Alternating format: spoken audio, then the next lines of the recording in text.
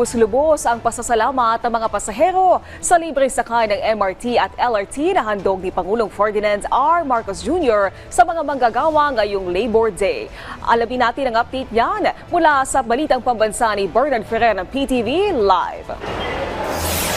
Naomi, maaga pa lamang ay libu-libong pasahero na ang ng MRT Line 3 ang nakinabang sa libreng sakay ngayong araw. At ito ni Pangulong Ferdinand R. Marcos Jr. bilang pagkilala sa mga manggagawang Pilipino sa pagdiriwang ng Araw ng Paggawa o Labor Day. Isa sa mga naunang nakinabang sa libreng sakay ay si Rowena. Ayon sa kanya, makakatipid siya ng 32 pesos ngayong araw na sa libreng pamasahe papasok sa trabaho. Yung matitipid niyo po, saan mo gagamitin? Ay para pang ano po namin, pagkain na po. Malaking tulong na Saan mo po. ba kayo pupunta nito? Santolan.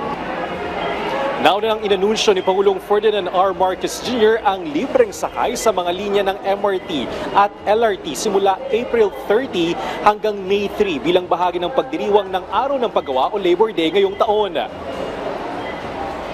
Ito ay mula April 30 hanggang May 3. Ito ay bilang counting pagkilala sa sakripisyo at ang kontribusyon ng ating mga manggagawa, hindi lamang sa ating ekonomiya, kundi sa ating lipunan. Happy Labor Day. Umaabot sa mahigit 375,000 na pasahero ang araw-araw na sumasakay sa MRT.